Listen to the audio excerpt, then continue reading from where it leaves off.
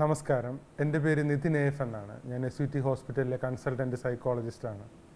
ഇന്ന് ഞാൻ നിങ്ങളോട് സംസാരിക്കാൻ ആഗ്രഹിക്കുന്ന വിഷയം കുട്ടികളിൽ വളർത്തേണ്ട നോൺ അക്കാഡമിക് സ്കില്ലുകളെക്കുറിച്ചാണ്. ഇപ്പോൾ എക്സാമുകളൊക്കെ കഴിഞ്ഞ്, പ്രത്യേകിച്ച് 10ാം ക്ലാസ്സിന് താഴെയുള്ള കുട്ടികളുടെയൊക്കെ എക്സാമുകളൊക്കെ കഴിഞ്ഞ് ഇരിക്കുന്ന ഒരു സമയമാണ്. അപ്പോൾ കുട്ടികളെ സംബന്ധിച്ചിടത്തോളം നമ്മൾ പഠനത്തിലൊക്കെ ധാരാളം ശ്രദ്ധിക്കാറുണ്ട്. അവർക്ക് മാർക്ക് കൂട്ടുന്നതിനും സ്കോറിങ് വർദ്ധിപ്പിക്കുന്നതിനും വേണ്ടിയിട്ട് പാരൻസ് എല്ലാം പല രീതിയിലുള്ള അറേഞ്ച്മെൻറ്റ്സ് ഒക്കെ ചെയ്യാറുണ്ട്. ട്യൂഷനും അതുമായി ബന്ധപ്പെട്ട മറ്റ് പല പ്രവർത്തനങ്ങളും ചെയ്യാറുണ്ട്. പക്ഷേ നോൺ അക്കാഡമിക് ആയിട്ടുള്ള സ്കില്ലുകൾ കുട്ടികളെ സംബന്ധിച്ചിടത്തോളം വളരെ പ്രാധാന്യം അർഹിക്കുന്ന ഒരു കാര്യമാണ്. കാരണം ഈ ലോകത്തിൽ അവരെ ജീവിക്കാൻ പ്രാപ്തരാക്കുന്നത് തീർച്ചയായിട്ടും ഈ നോൺ അക്കാഡമിക് ആയിട്ടുള്ള സ്കില്ലുകളാണ്.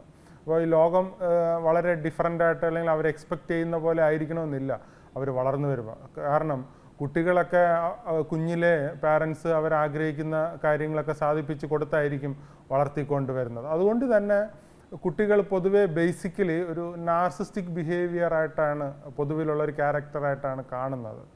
അതായത് ഒരു സെൽഫ് സെൻറ്റേർഡ് ആയിട്ടുള്ള ഒരു സംഭവമാണ് എന്നുള്ള രീതിയിലായിരിക്കും കുട്ടികൾ കുഞ്ഞിലെ അല്ലെങ്കിൽ ചെറിയ പ്രായത്തിലൊക്കെ വളർന്നു വരുന്നത്. അപ്പോൾ അതൊക്കെ മാറി ഒരു റിയലിസ്റ്റിക് ആയിട്ടുള്ള ഈ ലോകത്ത് ജീവിക്കാൻ വേണ്ടിയിട്ട് ഫിറ്റ് ആവേണ്ടതായിട്ടുണ്ട്. ഇപ്പം നമുക്കറിയാം, കുട്ടികളുടെ ഒരു ടീനേജ് പ്രായമെന്ന് പറയുന്നത് അറൗണ്ട് 12 വയസ്സ് മുതൽ ഒരു 18-19 വയസ്സ് വരെയൊക്കെയാണ്. അത് പൊതുവിൽ കണക്കാക്കപ്പെടുന്നത് പ്യൂബർട്ടി സ്റ്റാർട്ട് ചെയ്യുന്നത് മുതൽ സൈക്കോളജിക്കൽ മെച്യൂരിറ്റി അച്ചീവ് ചെയ്യുന്ന വരെയാണ് അഡോളസെൻസ് അല്ലെങ്കിൽ ടീനേജ് പീരീഡ് എന്ന് പറയുന്നത്. അപ്പോൾ പ്യൂബർട്ടി സ്റ്റാർട്ട് ചെയ്യുന്നത് അതിനൊരു ഇൻഡിക്കേറ്റർ നമുക്കുണ്ട്.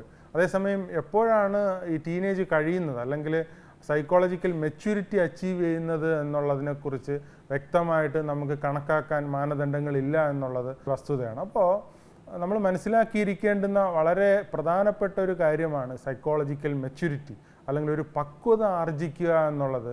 ലൈഫിനെയും ഈ വേൾഡിനെയും ഫേസ് ചെയ്യാൻ വേണ്ടിയിട്ട് പ്രിപ്പയർ ആവുക എന്നുള്ളത് വളരെ പ്രധാനപ്പെട്ട ഒരു കാര്യമാണ്. അപ്പോൾ പാരൻസ് ശ്രദ്ധിക്കേണ്ട ഏറ്റവും പ്രധാനപ്പെട്ട ഒരു കാര്യം എന്താണെന്ന് വെച്ചാൽ, നമ്മൾ പൊതുവേ നമ്മുടെ കൾച്ചറിൽ അല്ലെങ്കിൽ നമ്മുടെ നാട്ടിലൊക്കെ കാണുന്നത് ഒരു ഡിപ്പെൻഡൻസി ഫോസ്റ്റർ ചെയ്ത് കൊണ്ടുവരുന്നതായിട്ടാണ്. അതായത് കുട്ടികളെ പാരൻസ് എപ്പോഴും ഒരു ഡിപ്പെൻഡഡ് ആക്കി നിർത്തുകയാണ്. പാരൻസിനെ ഡിപ്പെൻഡ് ചെയ്ത് നിൽക്കാൻ വേണ്ടിയിട്ടാണ് പലപ്പോഴും പാരൻസ് ശ്രമിക്കുന്നത്.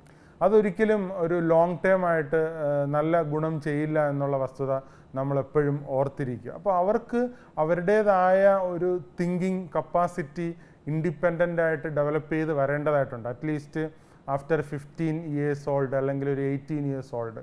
അപ്പോൾ അതിന് വേണ്ടിയിട്ടൊരു അവരുടേതായിട്ടുള്ള ഇൻഡിപെൻഡൻസും ഫ്രീഡവും അവർക്ക് കൊടുക്കേണ്ടതായിട്ടുണ്ട്. അപ്പം 12 വയസ്സിൽ എല്ലാ കാര്യങ്ങളും കൊടുക്കണമെന്ന് ചോദിച്ചാൽ ഒരിക്കലും അല്ല. പക്ഷേ അത് ഗ്രാജ്വലി 18 ഇയർ ഓൾഡ് ആവുമ്പോഴേക്കും അവരുടേതായ ഒരു ഇൻഡിപെൻഡൻ്റ് ആയിട്ട് ലൈഫ് കണ്ടക്ട് ചെയ്യുന്ന രീതിയിലേക്ക് അവരെ വളർത്തിക്കൊണ്ട് വരേണ്ടതായിട്ടുണ്ട് എന്ന് നമ്മൾ മനസ്സിലാക്കിയിരിക്കുക. ഇപ്പം നമ്മുടെ നാട്ടിൽ പലപ്പോഴും ഇൻഡിപെൻഡൻ്റ് ആവുക എന്നതിൽ നിന്ന് ഉദ്ദേശിക്കുന്നത് ജോലി കിട്ടുക എന്നുള്ളതാണ്. ആക്ച്വലി അത് വളരെ തെറ്റായിട്ടുള്ളൊരു കൺസെപ്റ്റാണ്. ജോലി കിട്ടിയതുകൊണ്ട് മാത്രം ഒരാൾ ഇൻഡിപെൻഡൻ്റ് ആവുന്നില്ല. അപ്പോൾ കുട്ടികളെ സംബന്ധിച്ചിടത്തോളം അവർ സ്വന്തമായിട്ട് ലൈഫ് കണ്ടക്ട് ചെയ്യാൻ വേണ്ടിയിട്ടുള്ളൊരു മെച്യൂരിറ്റി അവരെത്തുമ്പോഴാണ് തീർച്ചയായിട്ടും അവരൊരു ഇൻഡിപെൻഡൻ്റ് ഓട്ടോണമസ് അല്ലെങ്കിൽ അത്തരത്തിലുള്ള ഒരു ഡെവലപ്മെൻറ്റ് അവരിൽ ഉണ്ടാകുന്നത് എന്ന് പാരൻസ് മനസ്സിലാക്കേണ്ടതായിട്ടുണ്ട്. അപ്പോൾ ഒരു ഇൻഡിവിജ്വൽ ഫുള്ളായിട്ട് ഈ വേൾഡിൽ ഫങ്ഷൻ ചെയ്യണമെങ്കിൽ തീർച്ചയായിട്ടും നമ്മൾ മനസ്സിലാക്കേണ്ടുന്ന ഒരു കാര്യം ഈ ഡിപ്പെൻഡൻസി പരമാവധി കുറയ്ക്കുക എന്നുള്ളതാണ്.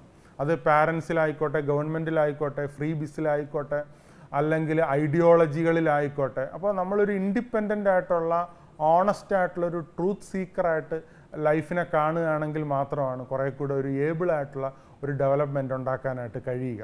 അതോടൊപ്പം തന്നെ നമ്മൾ ഗ്രൗണ്ടഡ് ആയിട്ട് ലൈഫിനെ കണ്ടക്ട് ചെയ്യാൻ വേണ്ടിയിട്ട് കുട്ടികളെ പ്രിപ്പയർ ചെയ്യണം.